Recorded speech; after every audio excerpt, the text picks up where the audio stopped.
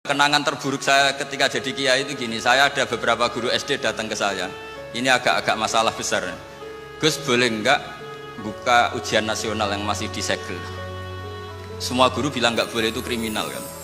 Ada satu guru yang bikin analogi agak kacau. Boleh saja. Wong ujian di kuburan saja dibocorkan para kiai enggak apa-apa. Itu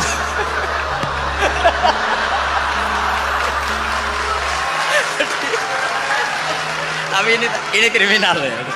Perhatian kepada kiai, nggak boleh memukul pemateri.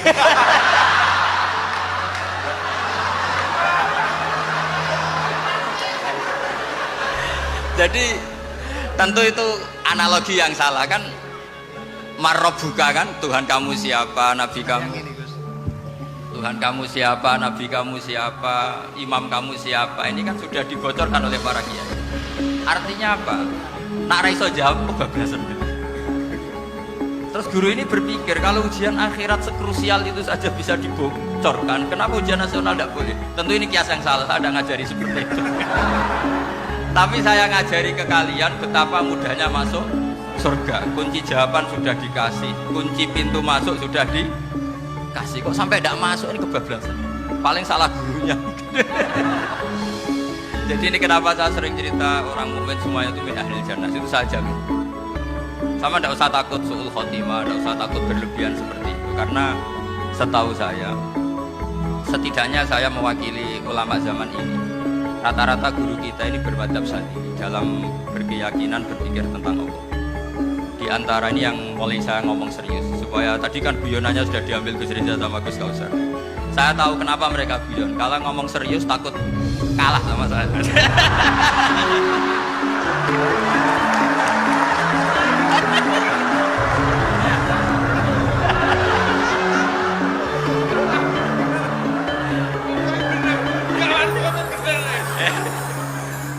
Karena saya ini sudah terkenal pemikir serius, jadi artinya itu satu kepintaran mengalihkan. Ya, oh ya, sudah itu satu kecerdasan. Tidak hanya ngalim tapi betul cerdas. Jadi itu bukti beliau ini cerdas itu. Saya berpikir begini, ini madzhab Syadzili, kita semua tentu Syadzili karena kita semua ngaji kitab Hikam. Kita tahu kitab Hikam itu muridnya Abdul Abbas Al-Mursi, Abdul Abbas Al-Mursi muridnya Syekh Abil Hasan apa? Asy-Syadzili. Saya masih ingat betul makalah itu dan saya ulang-ulang setiap saya ngajar di sarang saya ajarkan.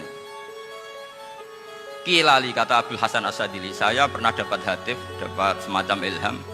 Apa makna min syarril waswasil khannas? Itu kata beliau dijawab oleh hatif itu. Hatif itu nggak perlu diterjemah tadi ada karena tadi diajarin itu. Apa yang dihidupkan itu nggak perlu dijelaskan. kata hatif tadi, waswasun yadkhulu bainaka wa baina habibika yunsika altofahu alhasanah wa yudakkiruka af'alaka asayya wa yukassiru indaka dhatas shimal wa yuqallilu indaka dhatal yamin liya'jila bika an husnil dhanni billah ila su'il dhanni billah.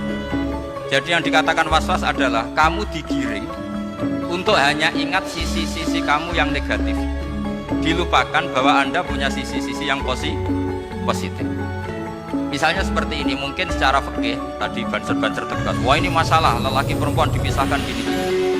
Tapi kenapa Gus Ali bilang ya sudah gini gak apa-apa. Sebetulnya ada rukhsah itu karena ini di depan umum. Yang paling pantangan Nabi itu layak luwana rojulun bimroatin. Ini ada yang menjaminnya gitu. Malah khawatir saya di sini dipisah tapi setelah berduaan nggak bisa. Jadi toleransinya karena ini di depan umum itu masih ada toleransinya.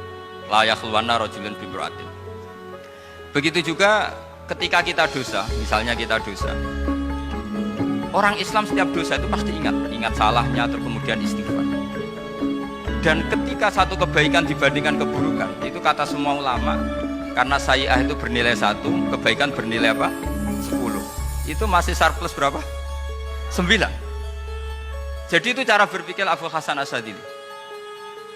Kenapa kamu harus berpikir positif tentang Tuhan? Sekali berpikir tentang negatif itu bahaya betul. Misalnya begini, kamu berpikir tak rewangi jadi kiai, sujud, rukuk, ternyata aku tetap mlebu neraka. Gunane apa?